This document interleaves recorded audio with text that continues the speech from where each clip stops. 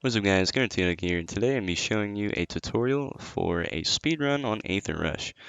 So basically what a speedrun is completing a game very quickly. This tutorial we will be doing insane mode. You could do this for any mode you wanted to really, but insane mode is going to be the best for gold and XP. If you wanted to be on the wins leaderboard though, you would probably do easy. But even Wounded Angel, who's about to be #1 on weekly wins, they still do insane mode. And as you can see, it's working out quite well for them on the leaderboard. Um, Also, another shout out Wounded Angel. This is the person that actually kind of showed me their method of doing it, and my method is pretty darn similar to their method. So yeah, I give a lot of credit to Wounded Angel. So what I use for my units is DJ, Engineer, Miner, Railgunner, and Minigunner. I highly recommend using these guys, but if I did say like musts, I would say you must have an Engineer, must have a Miner, and then you must have one of these two. If you have all of them, obviously it's going to be a whole lot easier, but you could probably get away with just an Engineer, Miner, and one of these two. And DJ is optional. It just makes life easier. Yeah, I love it when life is easier.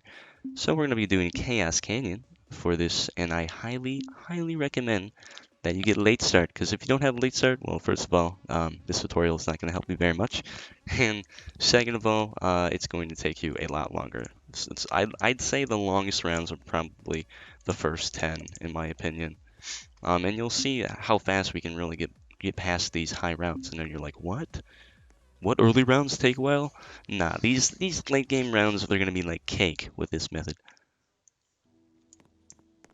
Alright, now that we're in, we're going to go ahead and set the difficulty to insane. I always make sure I walk over here because I will spawn right away. And you want to slap in a good old minigunner. And what I do is I go all the way into the bottom for minigunner. And I'll just kind of have it sit there for this round. And then once I'm done with this run, I will level up the camouflage. That way we can kill all our camo mobs. That's why we're going the bottom 3 first, just so we can get the camo detection. As always, this game's movement system is a little buggy. Kind of turn around the other direction. This first round, you are gonna have to chase people down, though. It's just kind of, it's just how it is, man. Because you only have one minigunner, and obviously it's easier to dodge all your stuff like that. So go ahead, and slap on camo here. As you can see, I skipped that wave. It's only gonna save you about 20-30 seconds if you do that, but that's what I typically like to do, just because we're doing speedrun here. And then at this point, I will set up my minigunner here, and then he usually is able to handle all these guys, but I keep a close eye. And then I will put down 4 miners. If there's a pod, obviously you would want to put down your miners on there, but that is basically one of the big roles of these miners, is that you can get those pods. Now, the way that I upgrade my miners is, as you see, I started with 4, and then I'll upgrade them all 2 times, and then I'll kind of upgrade them in pairs to the max. So I'll upgrade them 2 times, and then I'll upgrade 2 at once, and then 1, and then the other one. It's kind of confusing, but you'll see what I do here in a second. So now that they're all upgraded, I go 2 here, and then next thing I'll do is I'll upgrade this guy. And then once this guy's upgraded, I'll upgrade the other guy, and then you want to do the same for the other 2. Sorry, that might have been a little confusing. Once we hit wave 15, what I'll always do is I'll go ahead and upgrade the top tier for the minigunner, just make life easier with this boss. Go ahead and upgrade those 2 miners. And charge this boss. Now you could skip this wave, but I typically don't like to skip this wave because this boss is kind of annoying to kill with his move.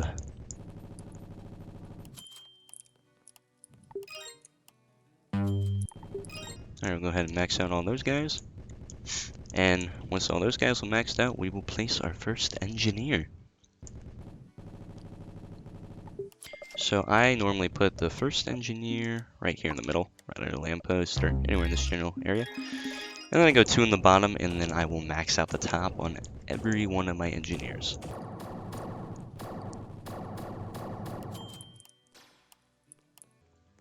Make sure you keep getting these pods, but also be careful. Every time you get the pod, you have to take your eyes off the battle. And you want to make sure nothing slips by your minigunner here.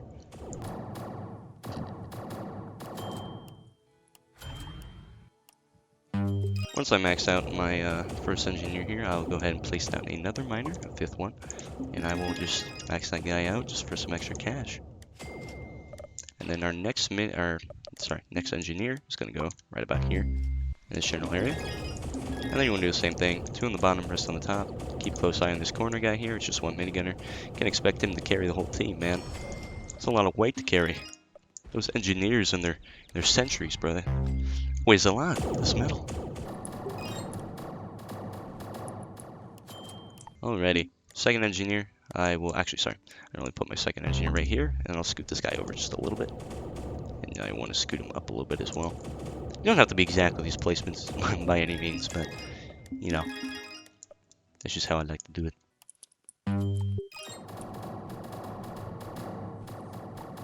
And then next 2 engineers, I'll put 1 on this spawn, and then 1 right here in the middle, and then I'll scoot this guy back a little bit.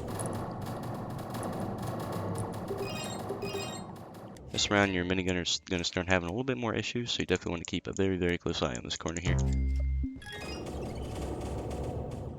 Thankfully, the boss spawned all the way back here this time, so these engineers will deal with him quite easily. But if he does spawn a little bit closer, sometimes I will have to actually grab a couple of these engineers and chase down the boss. Never know. It's just the RNG with this game. It could make your run take longer or go by faster. That's why I say like 12 to 15. You never know, really. Right here, I have to chase him down a little bit. I'll go ahead and max this guy out, because I do have enough money to max this guy out.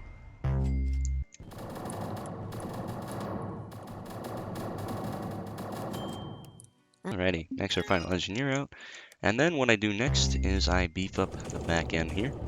So what I'll do is I'll put 2 more minigunners.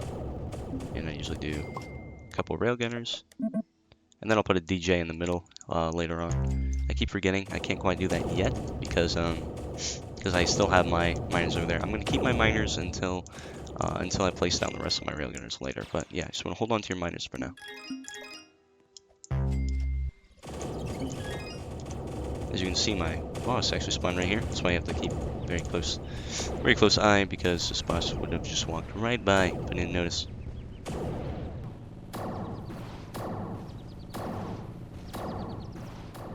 Bing bada boom. With these guys back here. And I'll go ahead and get this cast, which was that's what I was gonna do initially.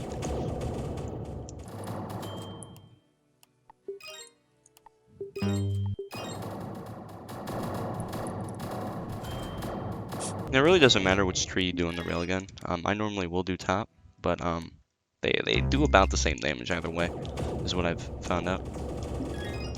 The railgunners are very, very balanced, shall I say, the 2 trees. But minigunners, I will always go bottom because you want to have that camo detection. It's very important.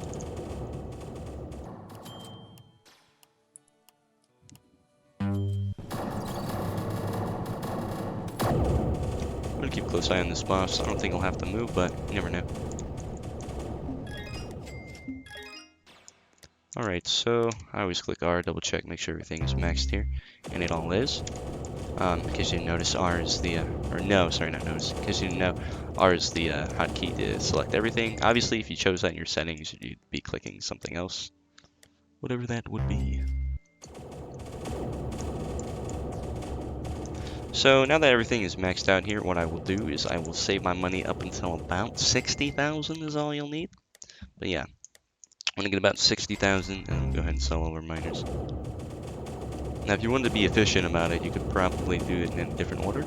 And also, you can mix up this or your own method however you wish. You don't have to follow this exactly. You might find something that's better for you or better for your loadout. I don't know, but if you guys do ever find some other methods, go ahead and tell me those down in the comment section, and we'll all learn some things together.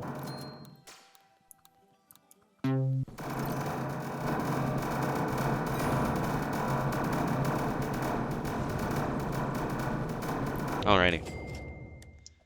Now we can go ahead and sell over miners. And I will put a DJ down with these guys. I just like to put my DJ in the bottom zone because these guys often need the most help, especially if there's a boss that spawns right in the corner. That's also why I like to put a lot on this corner, because bosses will sometimes spawn right here, and your engineers are not going to be able to help with that very much, and it's kind of annoying to move your engineers back. Once you have that guy down there, I will go ahead and I will make sure you keep a close eye on that corner. Sometimes things will totally get by me. I will put four railgunners down. Like I said earlier, I normally will just do the top. That's how I roll. Then you want to max out the bottom. As you can see, I was a little under in cash. You can always wait another round if you feel like that's better for you. Like going like maybe to 70,000 instead of 60,000. But usually it only takes about one more round anyway to get up there. Alright, now like I did earlier, I'll click R, just double check, make sure I have everything upgraded, and make sure I have 15 units on the floor, because you never want to have you know, not enough units, or I guess not enough, but you know, a lower amount of units than you can have. The more units you have, the faster this is gonna go by for you. Whenever you have a boss that kind of gets by there, I always like to click the skip wave just to save some time. Yeah, in these last 5 rounds, I pay very close attention to this corner here, and you know, just chillax.